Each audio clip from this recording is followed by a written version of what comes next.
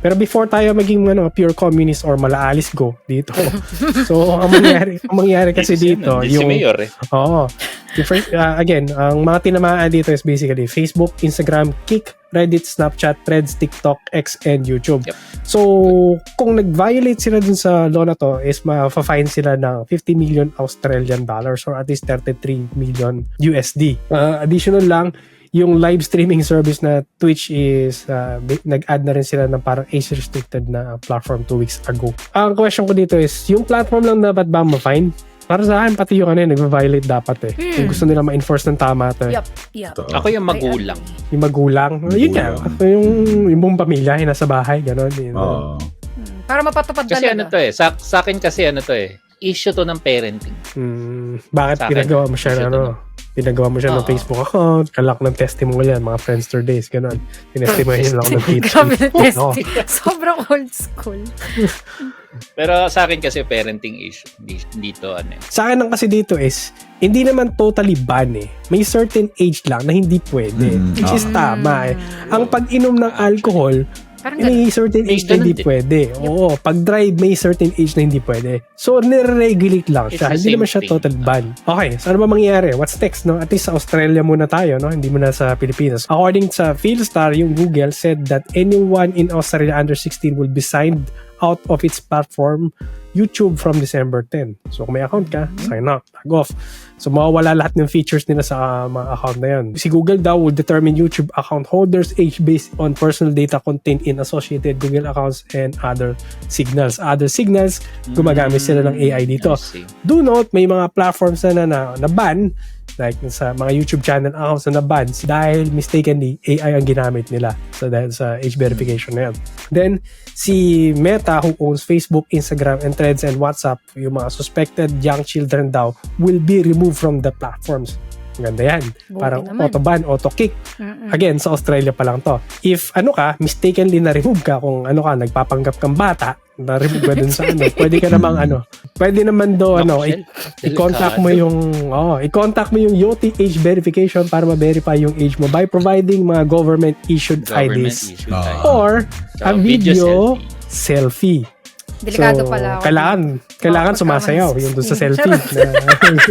Hindi, yung mga nagpapanggap na bata. Baka mapagkamalang bata. Paano yung mapagkamalang bata? Mga charot. Nagpapanggap na bata.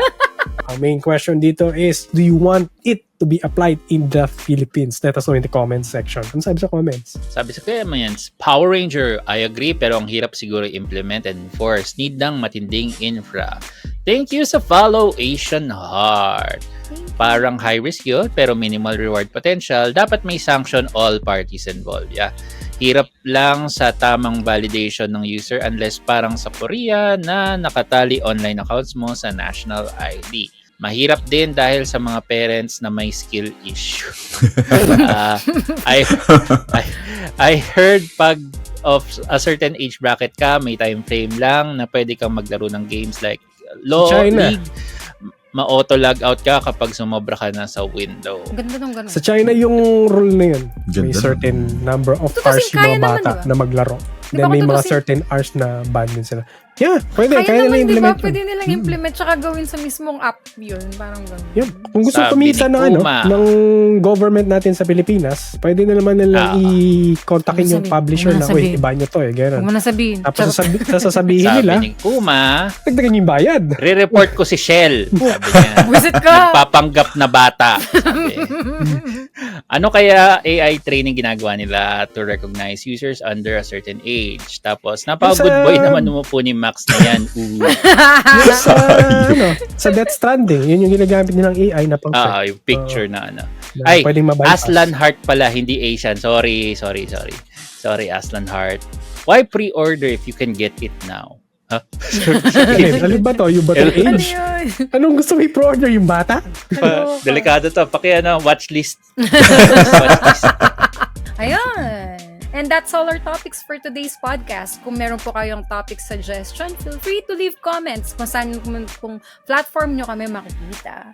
Ayun. And shoutout po sa mga sumusunod. Go! Yan. Shoutout sa mga recent followers natin. Si Edge Studio PS, Asian Heart. Si, Brennan Esperantes Official. Si si Pabes, tapos si Spazzing Squid, si Gedo Gedo, si Gatas ng Pusa. And then salamat din sa mga chatter natin. Sila Tadeus, Power Ranger, Dayseed ba? Dayseed, sorry kung na-mispronounce ko. Pero for sure na-mispronounce ko. So sorry na lang. Then si Kuma March. Sila Irina tsaka si ano kanina nag-visit. Si Irina. Yes. Irina, Si Axis. Avian Tue, Axis, sino pa? Ken Puccino. Ano ba? Ken Puccino. Si Green Reconnecting, Tatters, nagbabalik. Reconnecting. Yun, nagbabalik. Vinster bro! Yun. Lagi nanonood yan ng ano natin eh. Si Aqua Place, yun. If may shoutout ako, pasensya na po. May gusto ko ba lang i-shoutout pala, Maximus? Yun. Ay, mga kahagdan, syempre. Hindi natin kakalimutan yung kahagdan na yan. Mga stepping stone ng mga kaibigan namin. So, shoutout sa inyo. And also, our trading card, yung kanina, sila Lord, yung trading card game, community and also friends. And also for fun. Pahabol din kay Matcha Bells at saka kay Kiryu C. Yun. And yun sa nag-comment kanina sa Joshua, sabi niya, muntik nang makancel si Ate Shell sa Washington. Sabi ba na ko lang nabasa yung ano. Grabe ka sa akin. Ayun.